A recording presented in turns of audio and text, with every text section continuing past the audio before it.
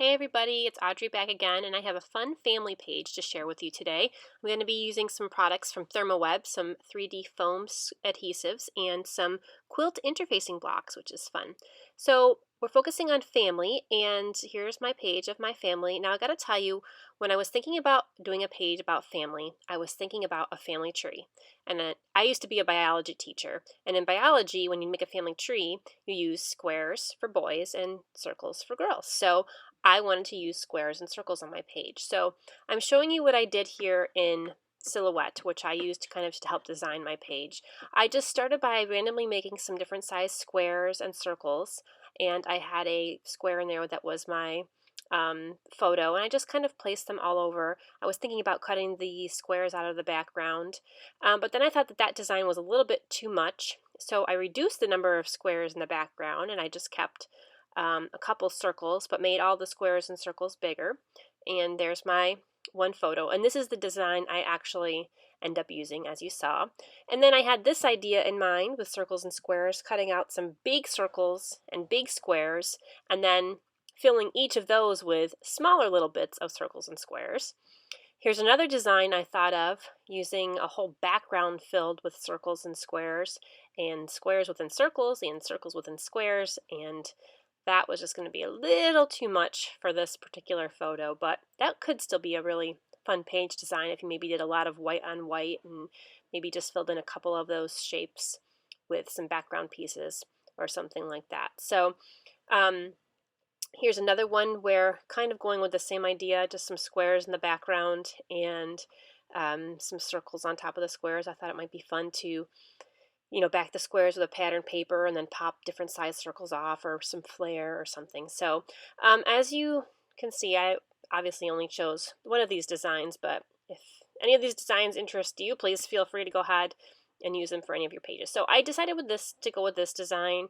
I just kind of liked that it wasn't too busy, but it was still fun and it would allow me to focus on my photos. So I have cut it out of my silhouette, just the squares for now, and I'm going to cut the circles out later. So this is my background paper, the white, and I am using the Amy Tan Finders Keepers collection, and I'm using this collection in particular because there's a pack of thickers that go with it, and it had the phrase that said better together, and then I just started going through this collection. I'm like, you know what, I really love this collection, so I'm going to use it. And I really wanted to use a few of these fun prints. Sometimes these prints I think can be a little too busy, especially when you have a busy photo.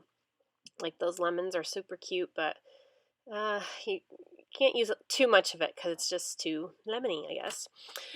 So I am only going to use a little bit of it here, and you'll see that when I cut out my circles, I choose some less busy patterns, some more like single tone patterns, maybe with some white specks, because a few of these patterns are a little bit busy. But I really do love this collection. It's a great collection for summer because the colors are so bright and fun.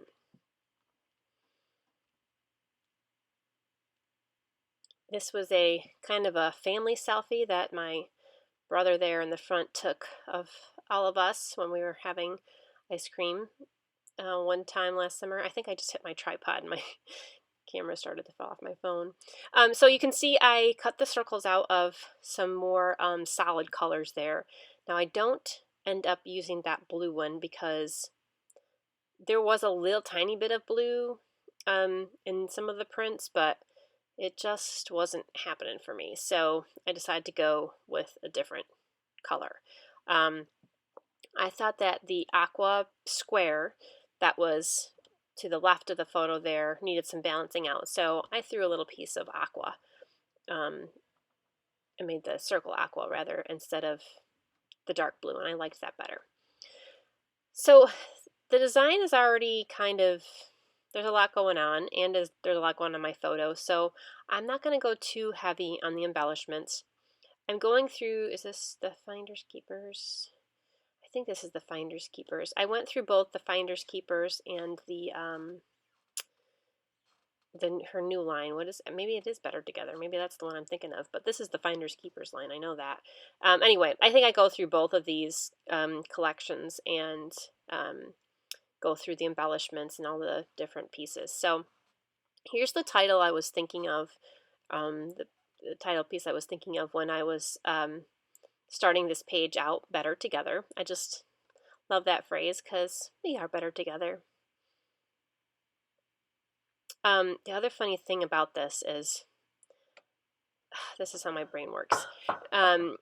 So like I said before about the circles and squares, the squares are for boys and the circles are for girls. Well, I noticed that my design had 5 squares and 3 circles, and in my photo there are 5 boys and 3 girls. I didn't plan that. I bet you didn't know you were going to get a biology lesson today. So anyway, okay, so I am just going through all the little embellishment pieces and picking some things out. That I picked out that circle that says love this, and it was great. It fit inside the other pink circle perfectly, and I had that white space in my photo, and it was just a great place on my photo to fill in some of that empty space up there. So, and I felt I had to balance that black title out on the bottom with something else black in the top left, because the title was just so had a stark contrast compared to the rest of the page.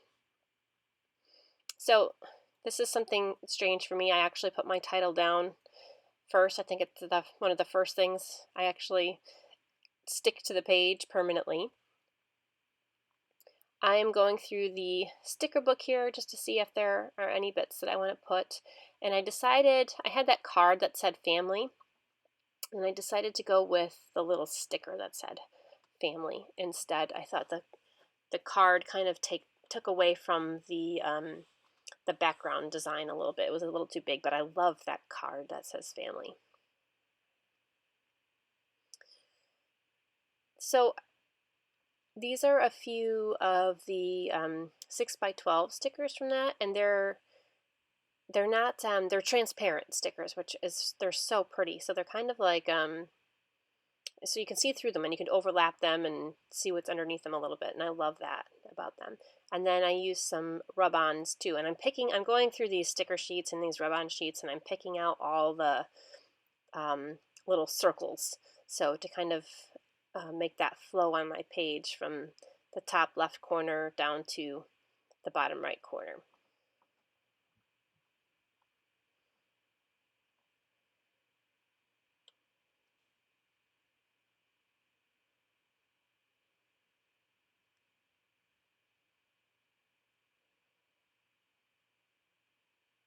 I have so much stuff in this collection. I'm just going through it all, trying to figure out if I can fit it all on the page and not make it look too overwhelming. I took this little piece of washi tape from the washi tape book, and it has like a little floral print on it, and I love the floral print in this line. But you notice I don't have any floral print on my page, so I wanted to use a little piece of it somewhere, and I put that little piece down there on the bottom square, and you'll see when you look at the final picture of my layout, I took it off because it just wasn't working. It was kind of pulling away from the rest of the design, so it just wasn't working. I took it off and put it back on the sheet, and hopefully I can use it again somewhere. So I'm trying to balance the colors a little bit. I have that big yellow circle, and then I have the yellow circles that are in the lemon shapes, and I had to bring some more yellow into the top left a little bit because I didn't feel like there was enough yellow up there. So when I'm placing all these little bits down, I am placing them based on their shape, but also on their color as well. So all those little rub-ons and stickers, the ones that were circles, I put them in specific places based on their color and shape. So this is the rub-on sheet, and I'm just picking out some of the little black and white rub-ons, or black rub-ons rather, and just kind of placing them around to add a little interest here and there. There I go again, going back to making sure that I'm not going to use that navy blue square. Place it back on there. Do I want to use the navy blue? No, definitely not going to use it. I do that all the time. I start with something, change to something else, and then I go back to the thing I first started with to make sure that I definitely don't want to use it. Okay, so I wanted to back my photo with something, and I am using, they're called Stitch and Sew quilt block sheets. And the idea with these when you are quilting is that you can print on them in your printer because they're 8.5 by 11, but they're like an interfacing. So for those of you who aren't familiar with sewing interfacings, it's kind of, I guess it's close to like a sheer fabric almost, but it's a lot thicker than that and a lot more stabilized than that. And I see people using tissue paper or vellum behind photos, and I just thought that this would be really cool to use behind a photo because it tears super easily, and the tearing can be really controlled, so you can get a great tear. You can print on it, which is awesome. You can stitch on it, which is awesome. So there are so many uses for this, and when you see my close-ups at the end, you'll see that I popped the photo off a little bit, but I love the texture that the quilt block sheets add to behind the photo. So it's awesome. I see Missy Wooden using her tissue paper behind her photos all the time, and I thought that was just an awesome idea. And I had this in my stash and thought, hey, maybe I'll use this, and I think I might use this more often now. So now I'm using some foam dots from Thermoweb, the 3D foam squares, which I have a huge stash of. The foam squares come in like a large square and a small square. And they also have, there are strips that you can buy too in a separate pack. I think I use the strips on this page as well. So whenever, I pop things off the pages all the time, and I always use foam dots. I have stitched a few lines on here. It's kind of hard to see because it's white thread, but I just stitched between the squares to kind of add a little bit of interest to and some texture there to the background.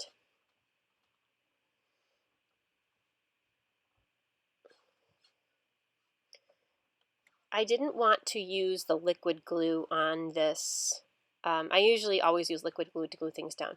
I didn't want to use liquid glue on this interfacing because I wasn't sure how, if it would come through, because it is kind of like a fabric, and so I just want to use a tape runner, and I hardly ever use a tape runner, and I was having problems with this one because it was kind of jammed because I hadn't used it in such a long time. So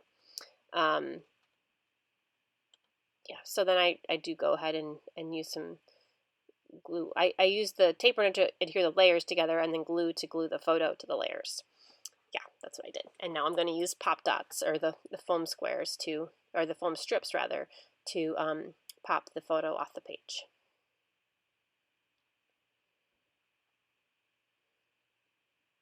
When I use these strips though, or a lot of foam squares, and I peel those little backings off, I just kind of throw them and they just get all over the place, and you should see my floor right now. It's covered with these. I'm lucky I scrap in my basement, so we have a partially finished basement, so nobody really comes down here except me and the kids. So nobody sees my mess except the kids. And now I wonder, now I know where they get it from. But yeah, but they are awesome dots to use. I think I'm cutting these. I liked when I have like something tiny or something that has thin lines to, if I want to pop it off the page, I just cut the foam squares into little tinier pieces. Like I cut them in half right on the foam square packaging, because it's kind of hard once you take them off the foam square backing to cut them in half, because they stick to your fingers and they stick to your scissors. So if you are going to cut them in half, cut them in half right on the packaging, and then stick them on your project, because they come off easier that way. So I'm just adding a few more final pieces here, again trying to balance some more colors. I'm not sure what I'm doing there. Oh, I know what I was doing. The word love in the circle there, the pink circle that says love this, I was wondering if I should put something behind it, and a color behind it, because I just thought it was kind of hard to see the word love. And if you look at my page right now, you can see that the only orange on there is that square and underneath the title. So I don't do this in the video, but off camera at the end, I decide to add a piece of orange paper behind the word love to bring some more orange up in that corner. Okay, I'm just sprinkling on some mists here. I'm pretty sure this is Seafoam. It matches Heidi mist, or Heidi Swapp Color Shine in Seafoam, and it matches that kind of aqua color on this paper line perfectly. It's a great match. Little pink, and I think, am I done? Nope. Oh yeah, I'm going to add one more piece of washi tape this time. That one stays on. I don't take that one off. Yeah. So for my journaling, I'm going to go ahead and type up my journaling and print it out just on some cardstock and add it in strips on top of that yellow square. I'm just trying this little gold tag. It's kind of like a flare tag. It came in one of these Amy Tan lines. I'm just adding some twine to it. I think it's yellow twine.